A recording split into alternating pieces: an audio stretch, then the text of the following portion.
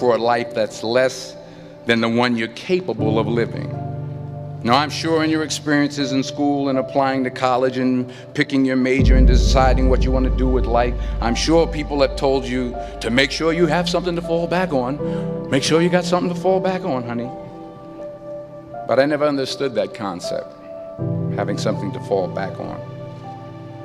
If I'm going to fall, I don't want to fall back on anything. I want to fall forward. I figure at least this way I'll see what I'm going to hit. Without consistency, you'll never finish. So do what you feel passionate about. Take chances. Don't be afraid to fail. There's an old IQ test, was 9 dots, and you had to draw 5 lines with a pencil within these 9 dots without lifting the pencil. The only way to do it was to go outside the box.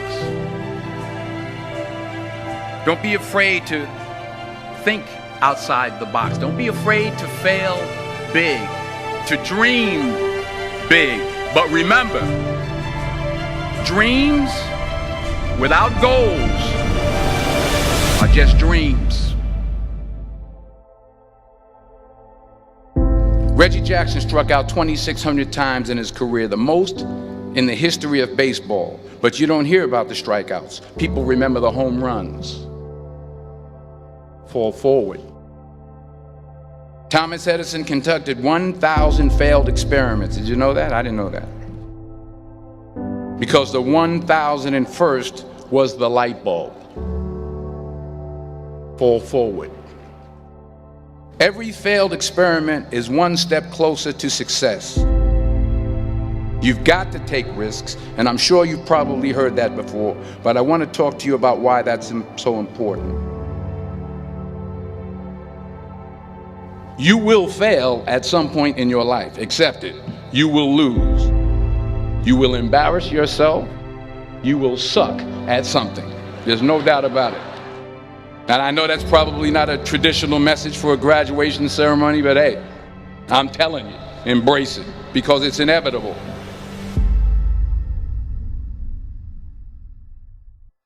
In the acting business, you fail all the time. Early on in my career, I auditioned for a part in a Broadway musical.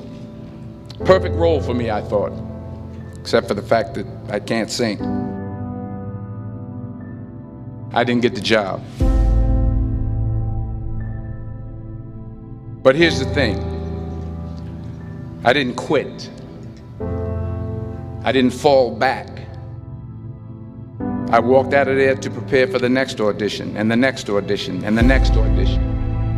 I prayed. I prayed, and I prayed. But I continued to fail, and fail, and fail. But it didn't matter, because you know what?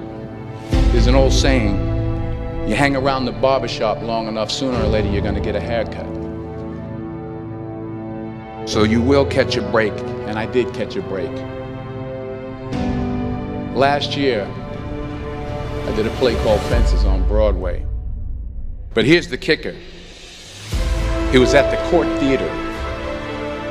It was at the same theater that I failed that first audition 30 years prior. The point is, every graduate here today has the training and the talent to succeed. But do you have the guts to fail? If you don't fail, you're not even trying. I'll say it again. If you don't fail, you're not even trying. To get something you never had, you have to do something you never did. So imagine you're on your deathbed, and standing around your deathbed are the ghosts representing your unfulfilled potential. The ghost of the ideas you never acted on. The ghost of the talents you didn't use. And they're standing around your bed, angry, disappointed, and upset. They say, we came to you because you could have brought us to life, they say. And now we have to go to the grave together. So I ask you today, how many ghosts are going to be around your bed when your time comes?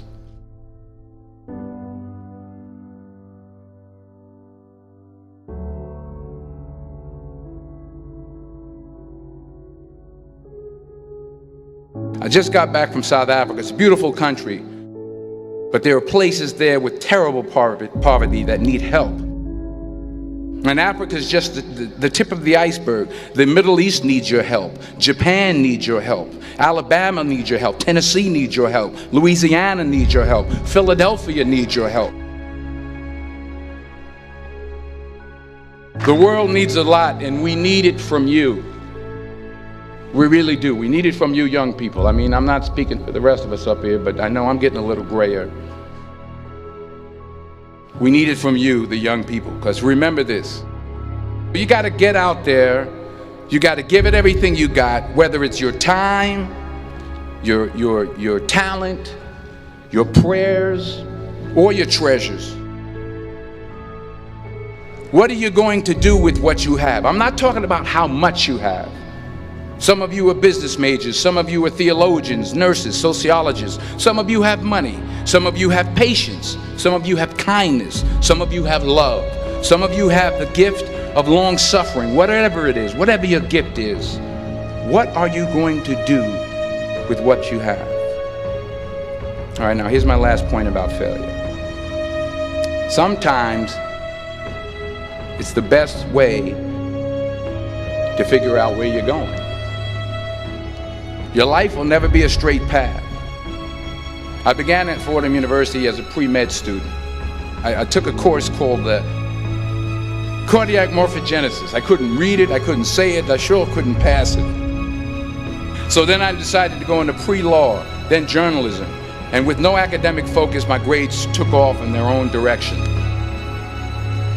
I was a 1.8 GPA. And the university very politely suggested that it might be better to take some time off. I was 20 years old. I was at my lowest point. And then one day, and I remember the exact day, March 27th, 1975, I was helping my mother in her beauty shop. My mother owned a beauty shop up in Mount Vernon. And there was this older woman who was considered one of the elders in the town. And I didn't know her personally, but I was looking in the mirror, and every time I looked at the mirror, I could see her behind me, and she was staring at me. She just kept looking at me. Every time I looked at her, she kept giving me these strange looks. So she finally took the dryer off her head and she said something I'll never forget. She said, "Young boy, I have a prophecy, a spiritual prophecy." She said, "You are going to travel the world and speak to millions of people." And in the years that followed, just as that woman prophesied, I have traveled the world and I have spoken to millions of people through my movies. Millions who up till this day couldn't see me, who up till this day I couldn't see while I was talking to them, and they couldn't see me, they could only see the movie. They couldn't see the real me. But I see you today, and I'm encouraged by what I see. And I'm strengthened by what I see. Because taking risk is not just about going for a job. It's also about knowing what you know and what you don't know. It's about being open to people and to ideas. The chances you take, the people you meet, the people you love, the faith that you have, that's what's going to define you. Never be discouraged. Never hold back. Give everything you got. And when you fall throughout life, remember this: fall forward.